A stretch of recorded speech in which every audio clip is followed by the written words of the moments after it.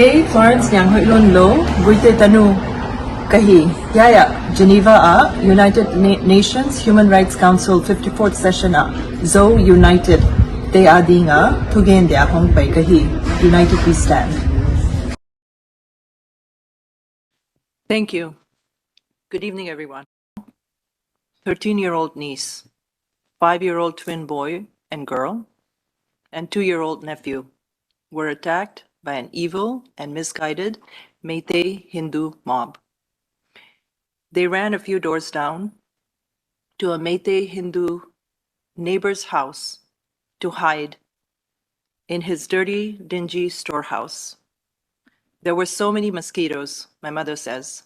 The children were so good. They did not cry or make a noise. They huddled there for over 3 hours as mayhem continued around them.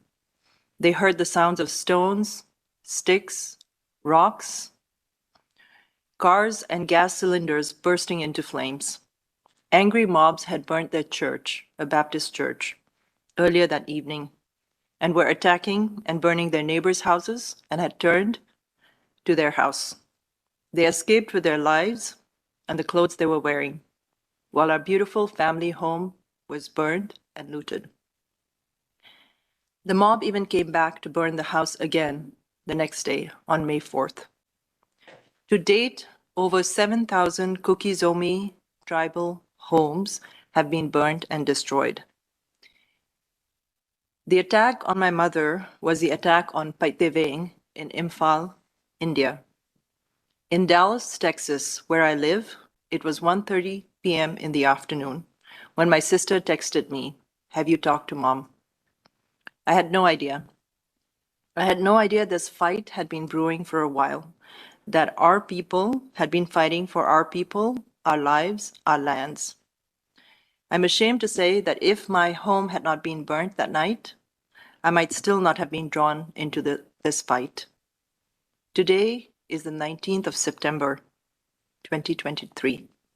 It has been 139 days since this crazy evil mob attacked my family home and my mother. They burned and stole not just everything my family owned in that house, but all our books, our photo albums, our memories, our refuge, and our peace of mind. It is now 76 years since India gained its independence and formed a fledgling nation, a sovereign, socialist, secular, democratic republic. Every single day, I get madder and madder at the inaction and utter ineptitude of the Indian government, and at the US and other Western governments and intergovernmental organizations for their inaction. I'm angry, frustrated, humiliated, and sad. In 139 days, over 6,500 complaints have been filed with the police. These complaints are a desperate plea by people following process and the laws of the land, while the government and the police itself are not following the rule of law and have instead allowed the rule of mob to run rampant like a virus in Manipur and throughout India. Over 300 plus people have been killed. The government of India does not acknowledge the full body count. Many bodies have not been returned to their families. Many women have been raped and gang raped. Over 360 churches have been burned and 2 synagogues. Over 60,000 people have been displaced. The Manipur State Police has allowed its arms and ammunitions to be looted by the Meitei terrorists. The Chief Minister of Manipur openly sides with the Meitei terrorists. No state, central, or international aid has reached my people. The only aid we have received is from each other, which is our tribal way, and from many good people all over the world. Those are just statistics. These are real people who have been impacted. On the evening of May 3rd, Chingboy Paipi, who is a pastor's wife in Chicago, her elderly parents, both of whom are heart patients, had to hide in the dark, in the fields, in the open fields, along with her brother and her sister's families in Imphal, because the same large Meitei Hindu mob had burned the church just next to their house. They stayed there all night and managed to walk to an army camp in the morning. They stayed there for over a week before they were transported to safety by the Indian Army. On May 4th, Mrs. Gozavung, 57, a Manipur government officer, and her son, Mr. Golal Sang, 27, were pulled out of their car by a Hindu mob of about 200 vigilantes and beaten to death. They were trying to get to safety to an army camp. Her daughter-in-law was beaten, had to be admitted to the ICU with multiple head injuries and fractured wrists and fingers. Her daughter, sister, cousin, and a 1-year-old grandson escaped with their lives after being sheltered by a Hindu family from the mob. They escaped in the trunk of their car after a day or two had passed. On May 4th, Mr. Vungsagin Valte, a Kuki Zomi BJP MLA and advisor to the Chief Minister of Manipur, was beaten and left to die on his way back from a meeting with the Chief Minister. His security detail abandoned him and his driver at the hands of the mob.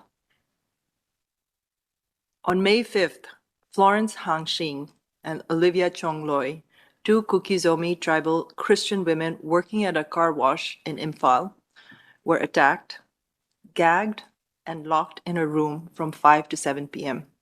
They were tortured and gang raped. When the room was finally opened after 7 p.m., they were dead, their bodies mutilated. The room was filled with a horrifying mixture of blood, flesh, and hair. On May 6th, Mrs. Tiandam Baipei, a 45-year-old widow and mother of 2, was killed. Her head, hands, and legs chopped off. She was also burnt with her house.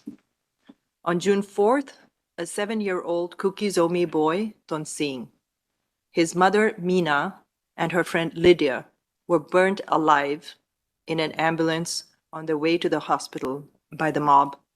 The mob was led by Mira Paibi women. They thought they would be safe as the mother, Tonsing's mother, Mina, is a Meitei woman. On June 10th, Mrs. Dimkohoi, 65, was shot dead while she was praying inside her village church. She was among the 3 shot by Meitei militants wearing Manipur police uniforms and armored vehicles. On July 2nd, Mr. David Teek Mar, 30 years old, was one of 3 people captured. His 2 friends were released, but because he belongs to the Mar tribe, which is one of the tribes under the Kuki umbrella, he was tortured and beheaded. His hands and legs were chopped off. His head was displayed on a bamboo fence. His body parts were thrown into a burning building. The killers posted a video of the severed head on social media with a voice in the background commenting, "This is the face of a Kuki. You look beautiful. You look beautiful. We've been trying to catch you people for a long time." The voice ended with an expletive. On July 6th, Mrs. Don Ngaiching, 62, was shot and killed outside a school in Imphal. She was mentally ill, often seen wandering the streets of Imphal, and had refused to leave Imphal feeling she was safe. She was not. On July 19th, a video surfaced of 2 Kuki Zomi women being paraded naked, molested, and gang raped on May 4th by Meitei mob. These women and their families had run to the police for refuge, but the police handed them over to the mob. The young brother of one woman was beaten to death while trying to protect his sister. The husband of the other woman is an Indian Army officer. My name is Florence NIANGHOIHLUN Lo. I'm a daughter of the GUITE clan. The GUITE clan belongs to the Meitei tribe. The Meitei are one of the Zo community tribes, the ones they're calling Kuki. We are Zo, Kuki, Thado, Meitei, Mar, Gangte, Baipei, Simte, and a few more tribes.